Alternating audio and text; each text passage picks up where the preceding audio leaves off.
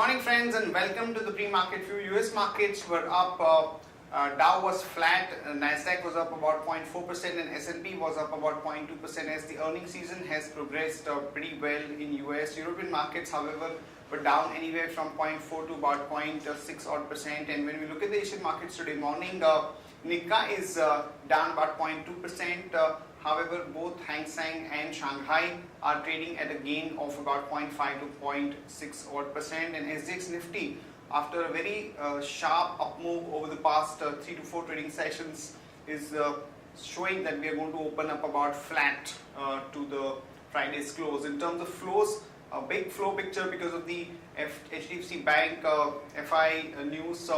And the FIs were biased in the cash market to the tune of almost about 8,000 odd crore. The domestic institutions, however, were sellers to the tune of about 5,600 odd crore.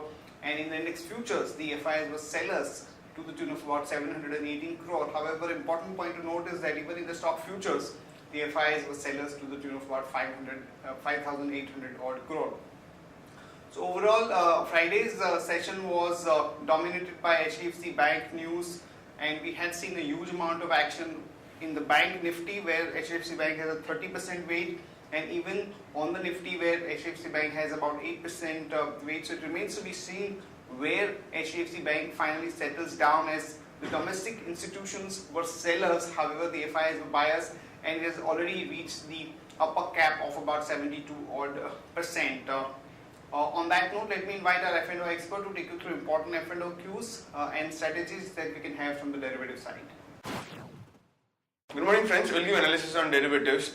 Despite negative cues from the international markets on Fridays, Nifty started with a gap up of around 40-50 odd points, mainly backed by the gains in the HDFC Bank due to the news of the FIS limit. And after that, market did so it was a one way on the upside, and it was been dominated by only by the HDFC Bank. Well, later on it cooled off a bit, but later on market saw some kind of an participation by the rest of all the stocks, and due to which it closed with a gain of around 0.5%, settled at 8827, above 8,800, which was quite crucial. Open interest terms to 1.66%, which was added in the open interest. In absolute terms, 4.5 lakh shares were added in the open interest, while cost of carry decreased from 6% to 3.5%. At one point of time, we did saw Nifty trading at a discount, deep discount, due to the deep discount to its spot. But later on, it just ended with some kind of a premium for around 8 to 9 odd points. And due to which we do feel that majority of the addition which saw in yesterday's trading session, on the Friday's trading session, was on the longer side.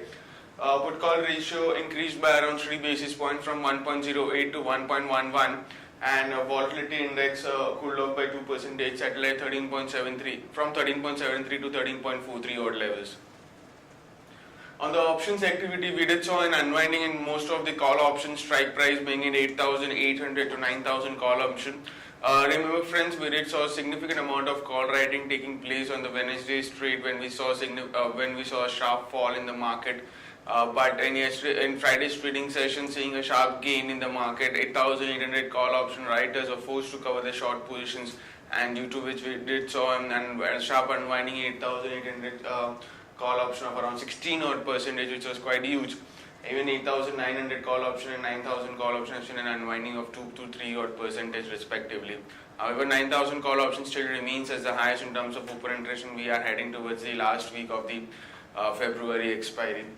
On the put option, 8,800 put option now have seen a good amount of short addition into the strike price, which saw an addition of around 26 odd percentage, while 8,600 and 700 put option have seen a minor addition or reduction in the open interest. However, 8,500 put option remains as the highest in terms of open interest for this series. So again, the activity has been under 8,000. Activity to watch out for today's trading session would be 8,800 put option, which would be in focus for us in the trade. If you see a continuous addition, then it would be a immediate support for the market, but if you see a reduction, then market to see again a fall. So as a volatile range of 8,800 has been acting as a crucial level for the market for this series. There are 7 securities in the ban period for today's trade on the HDL, India Bull Real Estate, IFCI, Jet Airways, Jindal Steel, JP Associate, TV18 Broadcast and Union Bank. On the FIS terms and index futures, the net sellers were 719 odd crores, despite market showing an uptick. FIS were on the net selling side. Index options net buyers by 1541 odd crores. While stock futures, they have sold significantly. They were net sellers by around 5,337 odd crores, while stock options net buyers by 35 crores only. On the market level of FIDs, we have stands at 8797 with a lower range at 8797 and higher range at 8,900. SGX Nifty is trading flat. It's down by 2.5 odd points and it's quoting at 8821.50, indicating some kind of a flattish opening can be expected in the morning trade. That's it from derivatives. Thank you.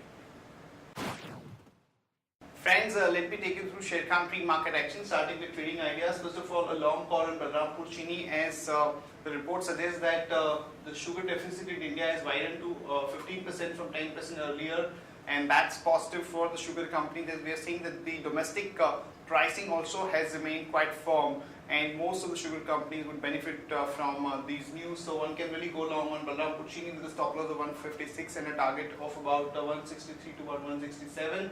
In other news and developments, RBI has asked all custodians not to settle the HDFC Bank trades done after 1:40 p.m. on Friday, in which the foreigners were buyers and where the cutoff limit of 72% had already reached. So this could be a bit complicated for the HDFC Bank. It remains to be seen how the stock really trades, at least in the first couple of hours of trade. Zydus gets US FDA note for drugs treating fungal infections and skin disorder. So that's a positive read-through for Zydus. Vodafone Idea likely to see merger pact within a month. Kraft Heinz withdraws 143 billion takeover offer for Unilever, and both the companies have issued a joint statement that they're not contemplating any merger at this stage. Havells buys Lloyd's consumer durables business for about 1600 crore. This would add to the white goods product portfolio of Havells. Remember friends, Havells already is trading at a very high PE multiple, and it remains to be seen how exactly this would be taken by the market. Overall, we are not hearing very positive reactions from most of the brokerages, as the valuations for Havells are already very high. Jaiprakash Pava allots 305.8 crore shares at a price of 10 to the lenders to reduce the debt. HSBC and UBS have stopped issuing P notes as SEBI and government have stepped up the clamp down. And Tata is in early talks to join Arcom, LCL, MTS combined to take on Jio. Natural gas prices are likely to be revised upwards by 8% from the current level of about $2.5 per MMBTU to 2.7 per MMBTU. NMDC is in talks to acquire considerable stake in Vietnam's tungsten mine. Dilip Bilkon receives LOA from NHAI for project worth about 911 crore. SREI unit Bharat Roadwork files for an IPO. Issue size is likely to be about 1200 odd crore. Government imposes anti-dumping duty on some Chinese tubes, iron and alloy products. Here is a list of stocks with positive and negative bias. Stocks with positive bias are SRF, HDIL and CSC. Stocks with negative bias are Axis Bank, SAIL and Arcom.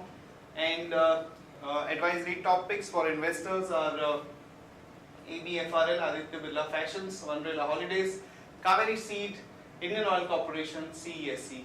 That's it from all of us friends. Have a good trading session and see you tomorrow at the same time.